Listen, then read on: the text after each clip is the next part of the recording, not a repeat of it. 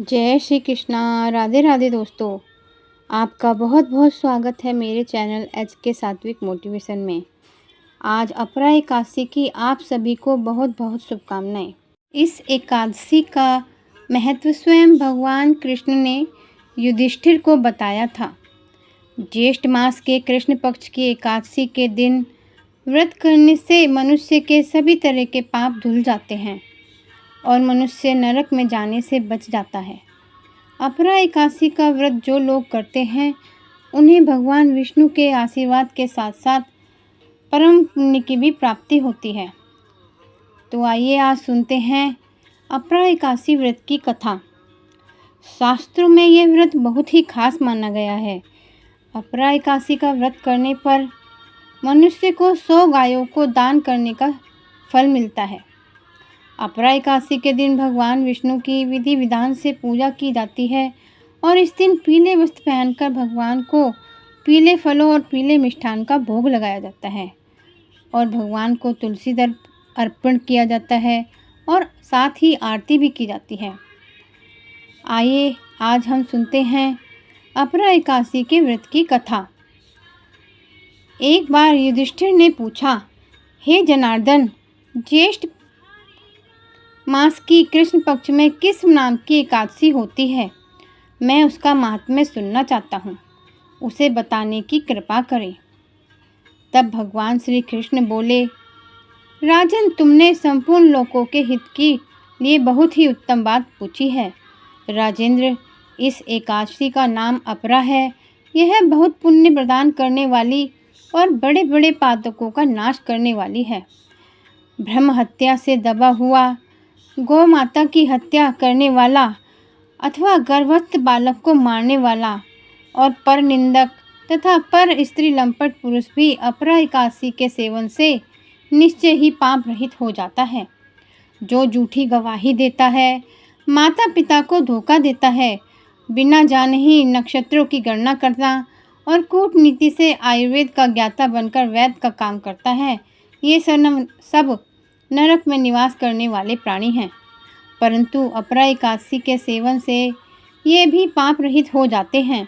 यदि वह क्षत्रिय धर्म का परित्याग करके युद्ध से भागता है तो वह क्षत्रियोचित धर्म को नष्ट भ्रष्ट होने के कारण घोर नरक में पड़ता है। जो शिष्य विद्या प्राप्त करके स्वयं ही गुरु की निंदा करता है वह भी महापातकों से युक्त होकर भयंकर नरक में गिरता है। किंतु अपरा एकादशी के सेवन से मनुष्य की सद्गति को प्राप्त होते हैं।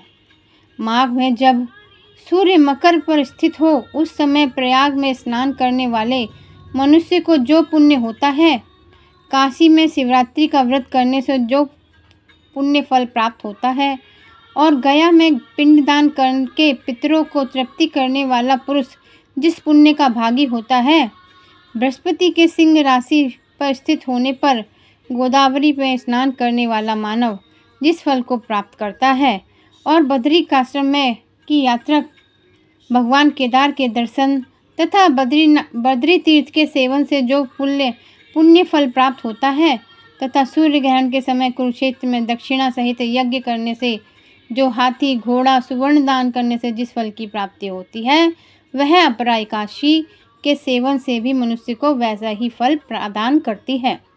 अपरा को उपवास करके भगवान वामन की पूजा करने से मनुष्य सब पापों से मुक्त हो श्री विष्णु लोक में प्रतिष्ठित होता है।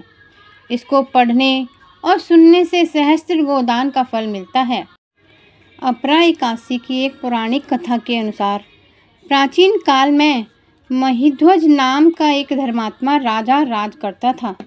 वहीं उसका छोटा भाई वज्रध्वज बड़ा ही क्रूर, अधर्मी और अन्यायी था, जो अपने बड़े भाई महिध्वज से घृणा और द्वेष करता था।